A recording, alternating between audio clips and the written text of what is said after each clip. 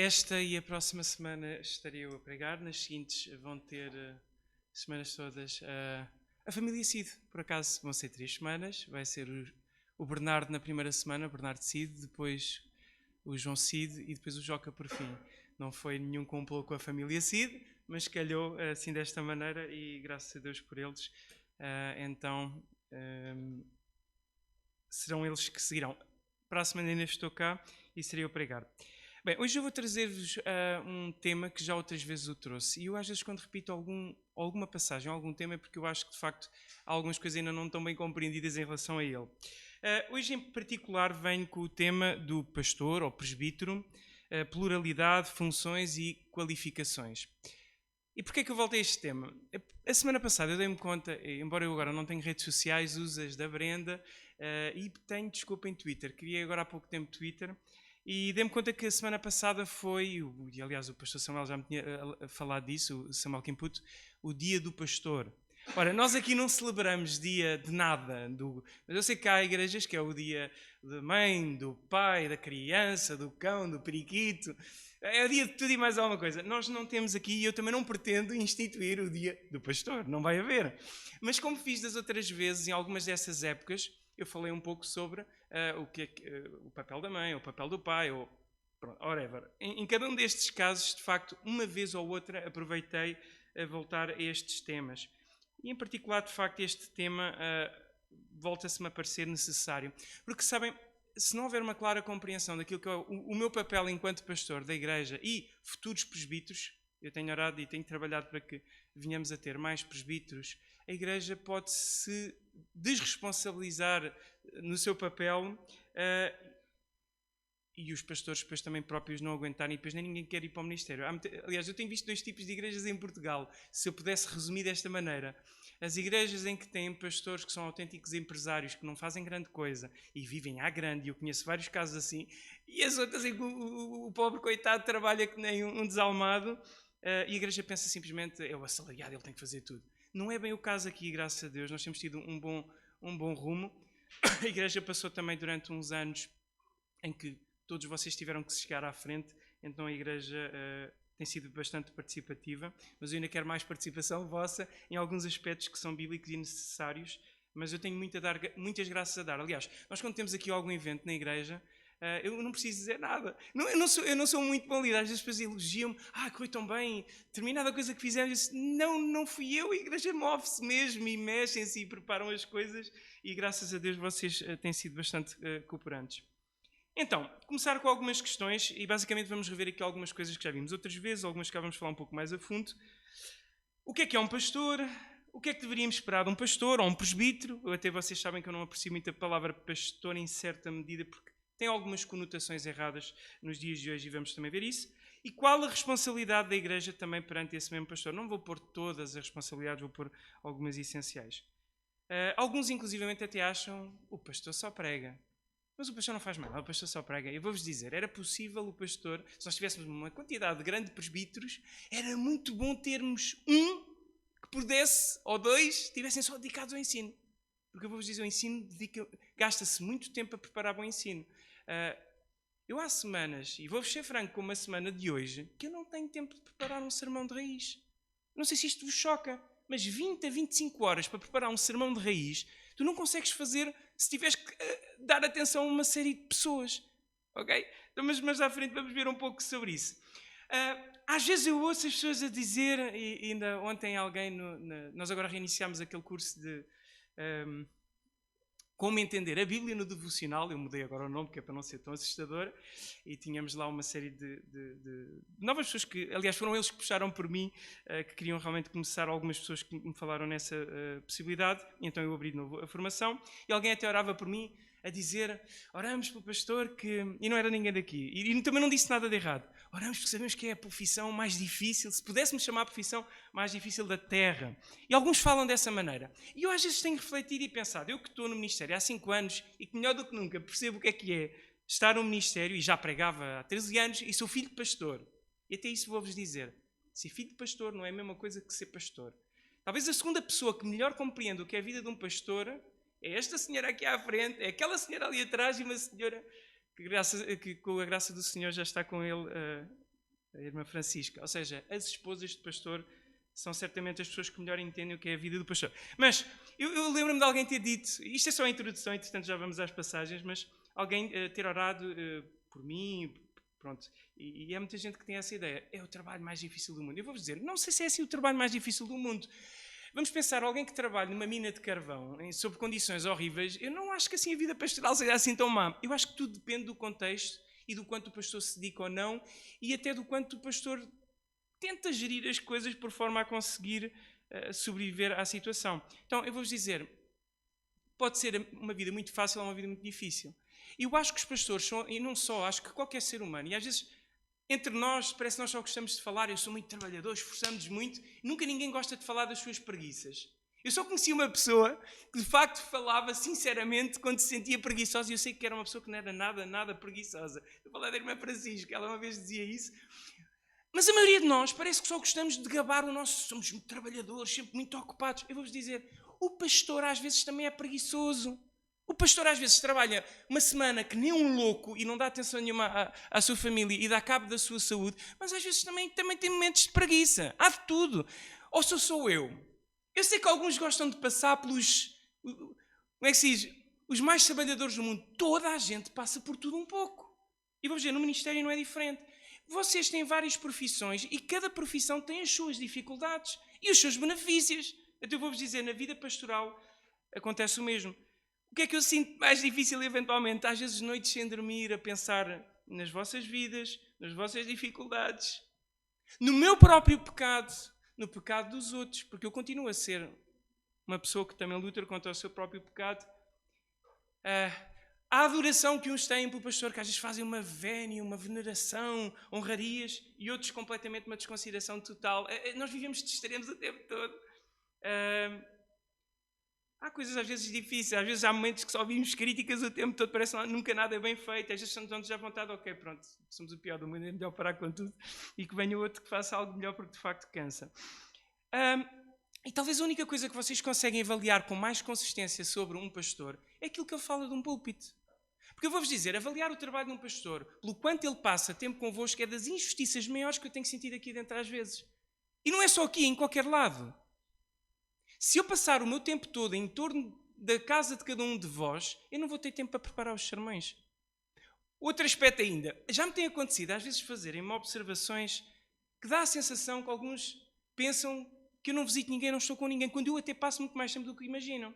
E quando às vezes começamos a conversar sobre, olha, determinada pessoa que já passou na igreja, que nós já não vemos, e fala-se um bocadinho como que se eu não tivesse ido atrás da pessoa e não tivesse estado com a pessoa. E quando eu começo a explicar o quanto tempo eu já dediquei com a pessoa e chega a um ponto que o próprio Jesus disse, quando forem a uma cidade e não forem recebidos, ou seja, ouvirem a vossa pregação e não aceitarem, o que é que ele disse? Continuem a insistir e a bater no ceguinho e deixem de evangelizar o resto do mundo. Não é isso. O meu tempo é limitado. Se alguém não quer, eu insisti, eu tenho que seguir em frente para aqueles que querem. Porque mesmo com os que querem, semanas como, por exemplo, a semana desta semana, me deixaram sem tempo para o sermão. Eu comentava com o Marcelo, eu estou a chegar ao sábado, estou-te a confessar, eu já não tenho tempo para preparar um sermão de raiz. É porque eu não faço nada, é porque eu estou moreno, fui para a praia, é a minha televisão em casa que vocês sabem que eu não tenho, fico lá o tempo todo. Não, obviamente que não, aliás temos lá agora uma família em casa e podiam ver que não é isso que eu faço. Então, afinal, o que é um pastor? O que é que deviam fazer? Eu vou-vos dizer, toda a gente tem opiniões sobre política, futebol. E no futebol, por exemplo, costuma-se dizer que é os treinadores de bancada, não é? Toda a gente é treinador, toda a gente sabe como é que o clube devia de ser dirigido. Mas eu vou-vos dizer, na política é a mesma coisa. Toda a gente diz como é que o país devia de ser dirigido. E vou-vos dizer, na igreja é a mesma coisa. Eu acho incrível que toda a gente, sem mínima preparação de nada, nem nunca pensaram sobre isso, toda a gente tem a sua opinião de o que é que o pastor devia fazer, como é que o pastor devia agir. E às vezes até chegam ao ponto, como eu vi, que seria equivalente a, imagina, eu vou ao meu médico de família e começo a dizer ao médico de família como é que ele me vai tratar, como é que ele deve ser médico. Eu vou-vos dizer, isto acontece. Vamos tirar as nossas noções da Bíblia e não das nossas cabeças. Outro equívoco que eu tenho notado, e por isso vamos às Escrituras ver então o que é que elas falam, é a imagem pastoral. Nós gostamos muito daquela imagem do pastor, tão bonita, com um cajado, com as suas ovelhas. E daí construímos toda a teologia do que é que um pastor deve fazer e não da Bíblia. Mas eu gostava que nós pensássemos por uns momentos, porque algumas dessas belas imagens, e a maior parte delas no Novo Testamento são aplicadas ao Senhor Jesus, se vocês pensarem a sério nelas, não são assim tão aplicáveis ao pastor. Lembram-se quando Jesus fala em 99 ovelhas que largou e foi atrás da perdida? E toda a gente gosta, o pastor devia ir atrás da ovelha perdida. Tudo bem. E as 99 ficaram no deserto. O pastor deve deixar 99 ovelhas no deserto? Mais ainda, se vocês continuarem nessa passagem, vão notar que diz: há mais alegria no céu por um pecador que se arrepende do que por 99 justos que não precisam de arrependimento. Eu pergunto, onde é que estão os 99 justos que não precisam de arrependimento? Porque eu próprio não sou um justo que não precisa de arrependimento. Ou seja, fora aquela imagem, é uma imagem que tem apenas uma utilidade, a explicar que Jesus veio salvar os perdidos. Está a falar dele. Mas pensem por uns momentos, para quem gosta muito da imagem pastoral, da palavra do pastor, eu pergunto, já matei algum de vós para me alimentar? Porque os pastores matam ovelhas para comer e para vender carne. Pois eu não vendo, eu não trabalho carne de ninguém. Já tosquiei a lã de algum de vocês? Não, também não se tosquia a lã de ninguém. Já esfolei a pele de algum de vocês para vender pele, para fazer algum tipo de roupa? Também não. Tirei leite de vós? Também não. Ok? Então, a imagem pastoral tem limitações muito grandes. Um pastor consegue obrigar as ovelhas a estar no aprisco. Eu não vos consigo obrigar a nada. Se eu não vos tentar convencer, e aí às vezes é desgastante tentar perceber que volta eu devo dar, porque eu já percebi que às vezes bater só o tempo todo no púlpito, irmãos estejam, irmãos façam, e eu chego à conclusão, não resulta. Às vezes já começo a pensar noutras estratégias, noutras ideias, mais subtis, mais sábias, e aí preciso de sabedoria do Senhor para chegar a vós. Então, novamente, a imagem de um pastor e das ovelhas não é assim tão realista na prática quanto nós fazemos crer. E a imagem verdadeiramente do Antigo Testamento, como vos vou mostrar, na verdade não é tão conotada com aquilo que nós pensamos, ok? Mas vamos diretamente então às Escrituras e começar a pensar este tema. Os únicos ofícios que nós vemos no Novo Testamento e que se mantêm até hoje é o de presbítero e de diácono. Apóstolos, e podíamos dedicar só uma pregação a explicar o porquê, apóstolos já não existem hoje, ou seja, nenhum foi chamado diretamente por Jesus, fisicamente, que lhe apareceu visivelmente, como no apóstolo Paulo, nenhum de nós vimos o ministério de Jesus, nenhum de nós fala palavras inspiradas que ficam na Bíblia, nenhum. Por isso, bem, mas aí podíamos ter algum tempo de debate só sobre a questão dos apóstolos. Não existem, inventaram muita coisa. Até já se criou, como eu já vos contei algumas vezes, os pai-apóstolos, que são os que estão ainda acima dos apóstolos, e isto é tudo como é que se diz, uma passarela de vaidades e que realmente não vem nas Escrituras. Mas então, os ofícios que nós encontramos é de presbíteros e de diáconos. Ok? E a expressão mais usual que nós encontramos no Novo Testamento é a palavra grega presbiteros, que nós traduzimos exatamente como presbíteros, que é traduzido novamente ou como ancião, alguém já com mais idade, ou como aquele que é o presbítero da igreja, um líder. E depois tem alguns paralelos com o episcopos, que é traduzido como bispo, que é exatamente a mesma coisa, e a palavra mesmo pastor só aparece em Efésios 4:11, poemen. Todas as outras vezes aparece eventualmente pastorear, em algumas poucas e raras exceções, em que fala, por exemplo, em Atos 20:28, atendei por vós e por todo o rebanho, sobre o qual o Espírito Santo vos constituiu bispos, que é paralela a presbíteros, que é paralela a pastores, para pastoreardes a igreja de Deus. E este pastorear tem a ver com dirigir, com conduzir. Não tem a ver com, às vezes, com as ideias que nós criamos equivocadas sobre este conceito. Bem, só por alto, até porque eu já vi isto convosco outras vezes, a ideia do pastor na Bíblia vem no Antigo Testamento e começa a ser usada com Jacó, por exemplo, em Gênesis 48:15, para se referir a Deus como o seu pastor. E depois há várias passagens em que se referem a Deus como o nosso pastor, no sentido daquele que nos guia e que cuida de nós. Em contraste com os pastores infiéis de Israel, há uma quantidade de passagens, como Isaías 56:11, Jeremias 12:10, 23:1-2 e por aí fora, em que falam dos maus pastores e que depois são contrastados com Jesus como aquele que é o verdadeiro e bom pastor. E aí temos muitas imagens no Novo Testamento vívidas sobre esse bom pastor. E sobre ele, sim, o Novo Testamento fala muitas vezes como o pastor, o bom pastor, o supremo pastor, como diz até o apóstolo Pedro. Daí eu às vezes até nem gosto muito desta expressão, aplicada a nós humanos, Porque ela é muito usada em relação ao Senhor Jesus. E é uma coisa que eu não quero sobrepor ao Senhor Jesus em nada mesmo. Okay? E daí esta expressão é muito pouco usada para homens, a não ser uma única vez no Novo Testamento, como eu disse em Efésios. Todas as outras geralmente é presbíteros. Ok?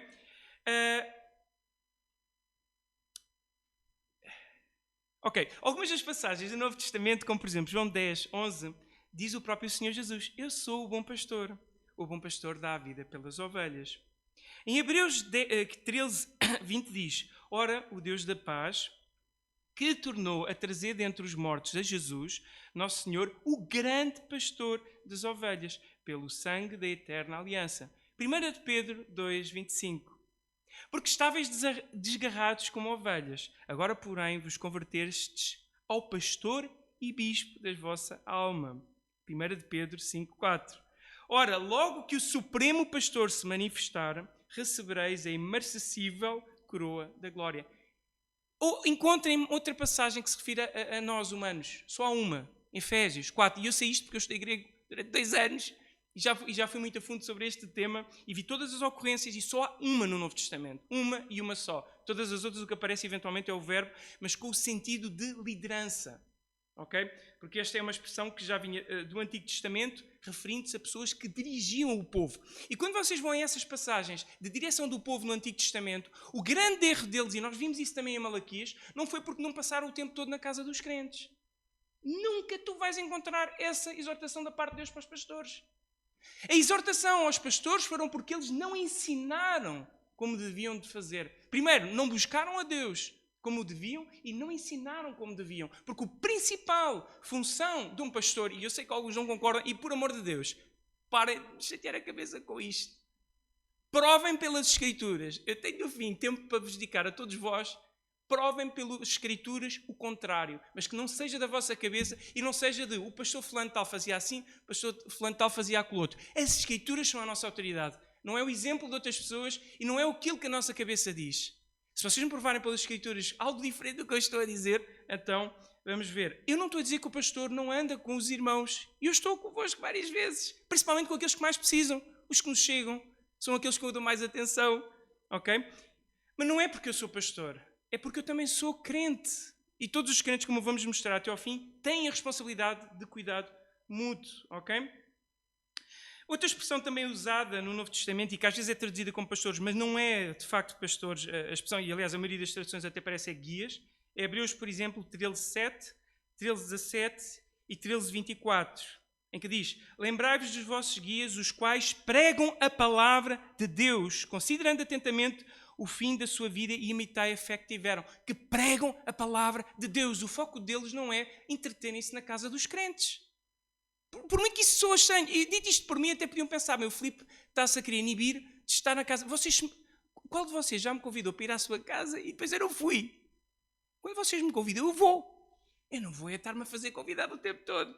E mesmo assim, às vezes, eu falo: olha, eu gostava de estar convosco e tal, mas eu não sou muito, não é a minha cultura. Na minha cultura, nós não nos fazemos convidados para a casa de alguém. E, biblicamente falando, eu também não vejo essa indicação de que eu, como pastor, que deva de o fazer dessa maneira. Ainda assim, casos e casos eu consigo, por exemplo, uma irmã com idade, alguém que está doente, algumas situações, obviamente que sim. Ok? Mas não necessariamente do pastor. O ênfase, novamente, é para, por favor, leiam com atenção. Hebreus 13:7 e todas as ocorrências. O ênfase é sempre o mesmo. Lembrai-vos dos vossos guias, os quais vos pregam a palavra de Deus. Esse é o grande ponto. Nós guiamos a igreja, nós lideramos a igreja, não com as nossas ideias, mas com as Escrituras. E o nosso alimento para vós, o pastorear, que tem a ver com alimentar, é Escrituras. Não é minhas ideias, não é minha... Vocês não precisam do Filipe. O Filipe não presta, não é interessante. Vocês precisam de Deus. E para terem de Deus, como dizia um homem de Deus, o Paul Washer, dizia: vocês não precisam muito... Ou seja, o povo precisa mais de um homem de Deus do que do homem em si. Para ser um homem de Deus, ele tem que passar tempo com Deus. Logicamente que sim. Ok? Hebreus 11:17, novamente aparece guias. Obedecei aos vossos guias. Ok? E a palavra que está por detrás claramente não é pastores, porque a palavra para pastores é poema, e não é esta. Esta aqui é egeomai. Guias. Obedecei aos vossos guias e sede submissos para com eles.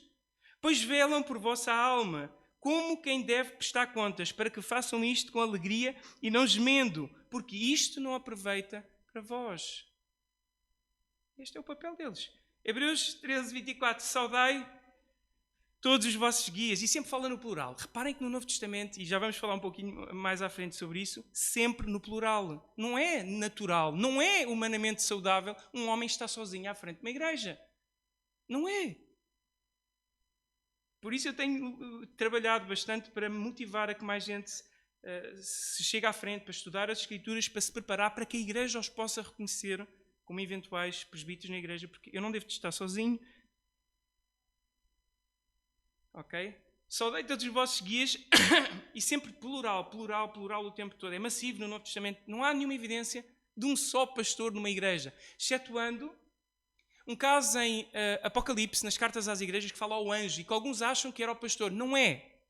A palavra que lá está pode ser traduzida também como mensageiro, mas a esmagadora maioria das vezes no Novo Testamento refere-se a anjos do Senhor, excetuando quando se refere ao apóstolo João, ao João Batista, profeta João, como mensageiro do Senhor. Todas as outras ocasiões que eu me consigo me lembrar, e talvez achei alguma exceção, mas a esmagadora maioria delas, são anjos. E mesmo no Apocalipse, todas as ocorrências que eu me lembro e que tenho visto são anjos, não são homens. Então, novamente, a ideia é plural, mas isso eu ia ver mais à frente, mas pronto, agora já passei à frente com este ponto. Ok. Bem, só por alto, eu já falei isto outras vezes, pastor não é um título, presbíteros não é um título, é um ofício. Por isso eu digo, chamem pelo nome. Fico chateado, sim e não, por me tratarem por pastor. Quando a irmã, por exemplo, Julieta me trata por pastor, a irmã Claudina, Claudina já faleceu, a Leucádia, a irmã Alice, alguns irmãos que me tratam, exatamente, está lá atrás, eu vejo carinho nisso. E aí até me soa bem, porque eu sei que elas sentem-se cuidadas por mim e então, ao chamarem-me esse pastor, eu sinto esse carinho. Mas nem sempre, às vezes, as pessoas usam pastor dessa maneira. Às vezes usam como para parecer que estão a respeitar. E vou-vos dizer, as pessoas que mais me respeitaram nestes 5 anos de ministério estavam-me a tratar por pastor. E trataram-me extremamente mal. Por isso eu vou-vos dizer, por isso é que eu prefiro que me tratem pelo nome, porque o respeito não vem por títulos, vem por respeito sim. Podem me tratar pelo nome e respeitarem-me. Olha, os nossos jovens todos me tratam pelo nome e nunca me senti minimamente respeitado por eles. Graças a Deus. Ok? Mas pronto, eu vou passar à frente, já vi isto outras vezes convosco. Só apenas a talho de foice, como eu disse, quando o apóstolo se apresenta como apóstolo Paulo, servo de Cristo, é um ofício, não é um título. Porque se fosse um título, vocês iam ter que chamar de escravo. Eu prefiro então que me tratem como escravo. Olá, escravo Filipe. Ou então eu vou ter que começar a chamar professor João Narciso, doutora Cristina, engenheiro Palmário, engenheira Daniela, doutor Marcelo, porque todos vocês, quase todos, são licenciados e ninguém anda a tratar por títulos aqui dentro. Mas isto até não é assim um grande problema, graças a Deus. Mas é apenas uma breve explicação. Gálatas 2,7 e 2 de Pedro 3,15 a 16, Paulo refere-se a Pedro pelo nome, não diz o apóstolo Pedro, mas até podia, para se referir ao ofício, mas não há títulos. Pedro, quando se refere a Paulo também, em 2 de Pedro 3,15 a 16, fala o amado irmão Paulo, não diz o apóstolo Paulo. Não é um título, é um ofício, é o que ele fazia, era a função dele, ok? E eu não vos trato pelos vossos ofícios, eu trato-vos pelo vosso nome. Mas eu não fico ofendido quando isso é dito com carinho, ok? Nada, não é por aí que me incomoda, ok? Passando à frente, como eu disse, no Novo Testamento nós temos a menção de presbíteros, anciãos, bispos e pastores e mestres. E vou-vos dizer, é tudo a mesma coisa, é tudo sinónimos. Tu nunca vais encontrar em nenhuma igreja no Novo Testamento as duas coisas a ocorrer ao mesmo tempo. Não há em lado nenhum em que alguém diga, olha, fala aos presbíteros e aos bispos, aos presbíteros e aos pastores. Não, são tudo sinónimos da mesma coisa e todos têm a mesma função. Em particular, em Efésios 4:11, que é a única que aparece pastores, aparece com uma conjunção no grego, que é a conjunção kai, que é traduzida como i, mas que tem uma força um pouco maior do que o i em português, acho eu. Eu não sou especialista em português, entendo um pouco mais de gramática grega do que gramática portuguesa, porque eu realmente não fui um aluno muito aplicado quando eu tive português em Portugal, mas fui mais aplicado na parte do grego. Então o que é que acontece? Quando aparece em Efésios 4:11, pastores e mestres, isto pode ser traduzido de duas formas. Pastores e mestres, e serem dois grupos, ou então pastor-mestre. Parece que a evidência está em pastor-mestre, por uma razão simples. Porque ele tem o papel de liderar, mas liderar como? Com o ensino.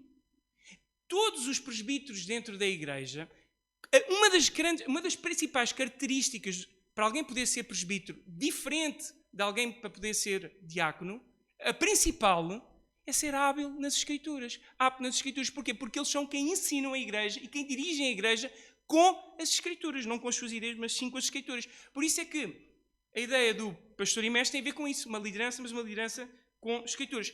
Pode haver mestres que não são pastores. Eventualmente, mais ou menos, por exemplo, no Instituto Bíblico, alguém que ensina só. Mas mesmo esses acabam por também ser líderes. Porque ao ensinar, eu estou a liderar-vos pelo ensino. Ok? E mesmo no Instituto Bíblico, alguém que está a ensinar, está a liderar aquelas mesmas pessoas pelo ensino. Então, não dá muito para dissociar e até diria que é perigoso. Uma vez eu tive um pastor que me dizia que... esse pastor dizia assim, que ele só era pastor, não era mestre, para desculpar os erros doutrinários constantes que ele cometia no seu ensino. Ele dizia, era só pastor, não era mestre. E às vezes as pessoas têm um bocado esta noção e tentam separar. Aquele só é mestre, aquele não é pastor. Isso não existe. Podem ser um mau pastor ou um mau mestre, vá. Mas um bom mestre não fica só pelo púlpito, e aí concordo. Ninguém pode ser pastor só de púlpito, porque como é que eu vou conhecer as vossas vidas e falar às vossas vidas se eu não conhecê-las? Pastores como eu já conheci que entram, pregam e nunca estão disponíveis para nenhum crente, eu já vos disse, isto está errado, é estranho, porque obviamente nós devíamos estar disponíveis sempre que nos chamam, então obviamente nós somos... não dá para dissociar uma coisa da outra, a pessoa tem que ser as duas coisas, ok? Passando à frente, já vimos isto outras vezes, mas aqui já falámos em termos gerais. Em termos da pluralidade, como eu disse, vocês podiam ver...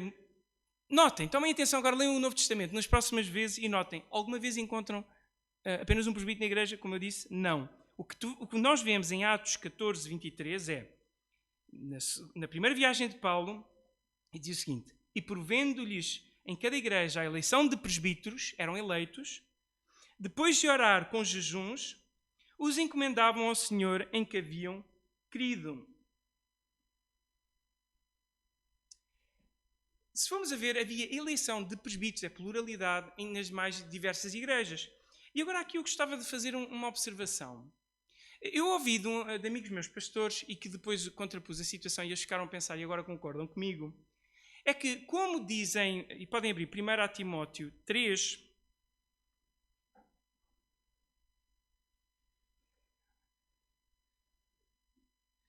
em 1 Timóteo 3 tem os critérios para alguém se estar qualificável para ser chamado, ou ser chamado ao ministério como presbítero. 1 Timóteo 3. E no início desta passagem diz o seguinte, 1 Timóteo 3:1. Esta palavra é digna de crédito se alguém almeja ser bispo ou presbítero, depende das traduções, mas a palavra que está lá é episcopos, e que é bem traduzida como bispo e que é sinónima de presbítero, por isso algumas traduções até traduziram como presbítero, está certo? Porque é a mesma coisa. Deseja algo excelente, se alguém almeja. Então, com base nesta passagem, alguns disseram que um dos critérios para alguém ser presbítero é desejar ser presbítero. Bem, eu vou-vos dizer, se isso fosse um critério, eu acho que nunca tinha, e é verdade, porque eu não queria. Durante muito tempo eu fugi, assumi uma responsabilidade perante o nosso país. E porquê é que eu digo que isto não é um critério em si? Eu não estou a dizer que agora a pessoa vai contra a sua própria vontade, é uma decisão que a pessoa tem que tomar. Mas já vão perceber onde eu quero chegar. Vai a Tito 1, que é a única outra ocorrência no Novo Testamento sobre critérios para alguém se tornar presbítero, e encontramos lá esse critério de a pessoa precisa ter um desejo especial. Não aparece, procurem lá e vou reparar que não acontece. O que acontece sim, era, e vimos na passagem de Atos, a própria igreja reconhecia esses dons nas pessoas e as pessoas então, ok, chegavam-se à frente. Eu não estou a dizer que as pessoas têm que ser forçadas. O que eu estou a dizer, e eu falava, já tenho falado isto noutros contextos, irmãos homens, cavalheiros, não estejam à espera de sentir pozinhos de perlim-pim-pim. Uma coisa qualquer que vem lá do céu, agora vais ser presbítero da igreja. Não! Todo o cavalheiro dentro da igreja deveria de almejar, caminhar num sentido de poder ser elegível para presbítero. E agora faço a pergunta, mas porquê? Será que é porque é um cargo muito bom, muito vistoso, muito maravilhoso? Não! A razão pela qual eu acho que todo o cavalheiro dentro da igreja deveria de ponderar, caminhar num sentido para ser elegível para presbítero, é porque as características mencionadas num presbítero é as características que qualquer bom líder no lar deve de ter. Um bom homem de Deus deve de ter. Se todos os homens da igreja corresponderem com essas características que vou-vos apresentar no fim, nós tínhamos bons homens de Deus a liderar os seus próprios lares. Então, o que deveria de acontecer, e bom e desejável deveria de acontecer, era que os homens na igreja tivessem a amadurecer de tal maneira que a nossa dificuldade não era procurar... Não era falta de presbíteros, mas era termos pessoas elegíveis para presbíteros, tantas, que nós tínhamos que selecionar só alguns, porque não precisamos de tantos.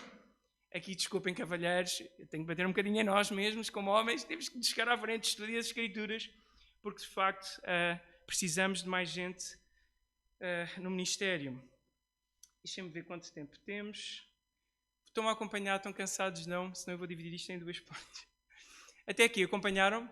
Ok, mas eu acho que ainda conseguimos. Deixa-me lá ver o que ainda me falta. Ainda tenho aqui um bocadinho pela frente.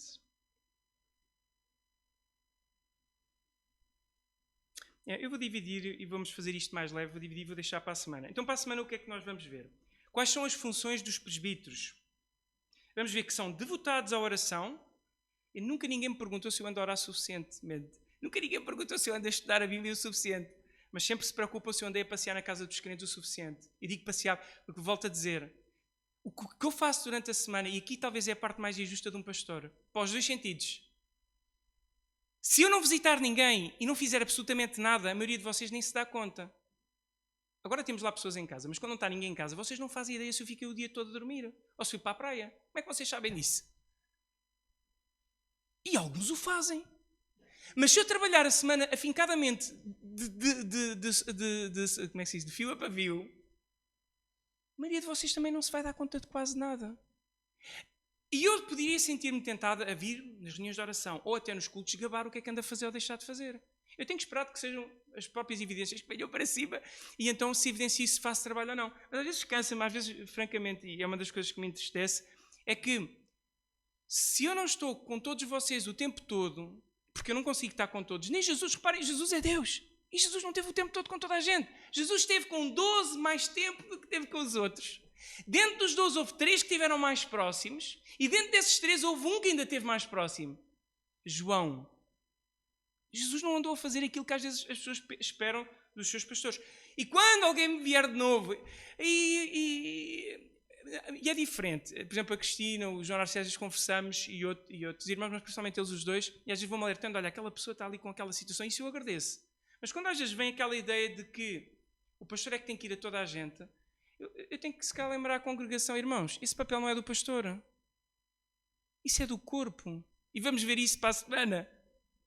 Jesus vai selecionar os cabritos das ovelhas, aqueles que são salvos dos não salvos, com base no cuidado mútuo.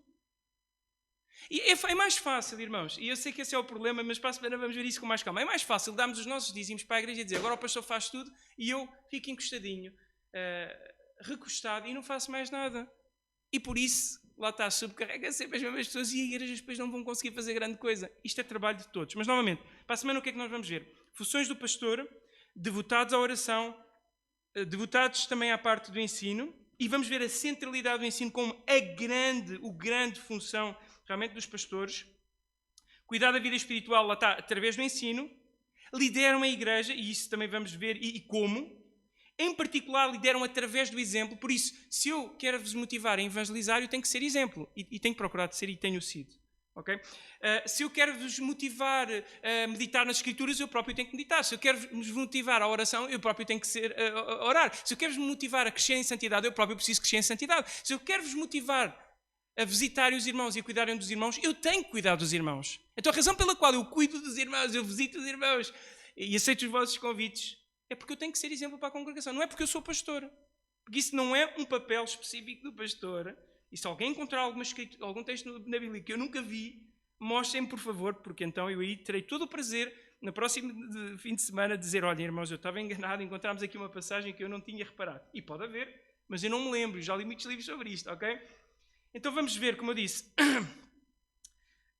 as funções do presbítero na parte da oração, ensino, e a centralidade em particular do ensino, no cuidado da vida espiritual das pessoas, lá está, às vezes um pouco mais próximo com a parte da exortação e por aí fora, mas novamente com o ensino. Dirige a igreja, mas como? Novamente com o ensino e, através do exemplo, é o que nós também vamos ver isso em pormenor, e por fim, as qualificações de um presbítero. Aliás, por fim não, quase por fim. Por fim, sim, a responsabilidade da própria congregação ante o seu pastor e trabalhando com o seu pastor, ok? Para que então nós possamos ser mais frutivos. Eu vou deixar isto para a semana, para também não vos sobrecarregar com muita informação. Hoje então o que é que nós vimos? Só a talho de foice, revendo por alto o que vimos, em ver o tempo, ainda estamos dentro bem do tempo. Ok? Então o que é que nós notamos? Os únicos ofícios para nós hoje são diáconos e presbíteros. Diáconos estão responsáveis por áreas mais práticas da igreja para libertar os presbíteros para a oração e para a palavra. É o que diz em Atos 6. Cai alguma unha ao pastor limpar a igreja? Claro que não, eu já o fiz. Cai ao pastor mudar lâmpadas? Claro que não. A questão é, se ele fizer isso o tempo todo, não vai ter tempo com a palavra e vocês vão ouvir mau ensino. Ok? Então, por isso é que em Atos 6 se instituíram os diáconos. Então, ofícios, presbíteros e diáconos, foi o que nós vimos. A origem do conceito vem do Antigo Testamento, como também nós vimos, e começa com a visão do próprio Deus como pastor. E pastores tinham esta conotação de líderes, aqueles que lideravam. Aí o grande ênfase tem a ver com o liderar, o povo. Okay? No Novo Testamento, como vimos, é associada ao Senhor Jesus. Unicamente a Ele, ou principalmente a Ele, com uma rara exceção que se refere a nós em Efésios 4, todas as outras ocorrências referem-se sempre a Jesus como o bom pastor, o grande pastor, pastor e bispo e supremo pastor. Okay? Vimos também que não é um título, é um ofício. Vimos também que há vários sinónimos, presbíteros, anciãos, pastores e mestres e bispos, é tudo a mesma coisa. E por fim, nós vimos que havia pluralidade de presbíteros. Nenhum pastor deve estar sozinho. Eu vi muitos abusos de poder em muitas igrejas por pastores estarem sozinhos, mas também vi pastores arrebentarem consigo mesmos e com as suas próprias famílias por estarem sozinhos à frente do ministério. E isso não deve acontecer, não é bom. Ok? Vamos orar. Graças a Deus, Senhor, pela Tua palavra. Porque por meio dela nós obtemos direção para as nossas vidas, tanto a mim como pastor desta igreja, como presbítero desta igreja, como bispo desta igreja, pastor e mestre, como também irmão, que precisa também de ser exortado e cuidado e animado pelos irmãos, tal como qualquer um de nós, continua a ser ovelha. Sou tão ovelha como todos, Senhor. Te agradecemos porque Tu, pela Tua palavra, nos diriges, nos guias, nos mostras caminho a seguir, olhando sempre para o Senhor Jesus, conduzindo todos para o Senhor Jesus, esse sim que é o supremo pastor. Ajuda-nos a ser sábios na forma de dirigir a Tua igreja, por forma a que nós possamos Te glorificar com o que fazemos e não ter um modelo errado de forma de viver a igreja. Ajuda-nos, Senhor, a encontrar este mesmo modelo na Tua palavra, Senhor. Oro que ajudes os senhores da igreja, os homens da igreja, continuarem a amadurecer na fé, nas Escrituras, assim têm este desejo de poderem corresponder com estes mesmos critérios que são de grande valor, critérios de grande valor para, até como líderes dos seus próprios lares, que possamos vir a ter esse bom problema, entre aspas, de tantas pessoas elegíveis para presbíteros que tenhamos que eleger quais, então, precisamos para servir. E Te pedimos, Senhor, que nos ajudes a ter visão além destas 4 paredes e continuarmos a fomentar, espalhar o Evangelho, Senhor, a todo o lado, a todos aqueles que ainda não ouviram falar de Ti, Senhor. Te peço que venhas nos guiar o resto desta semana e nos ajudes a nos aproximar cada vez mais de Ti em oração e meditação na Tua palavra. Em nome de Jesus. Amém. Vamos só ter o pós-lúdio.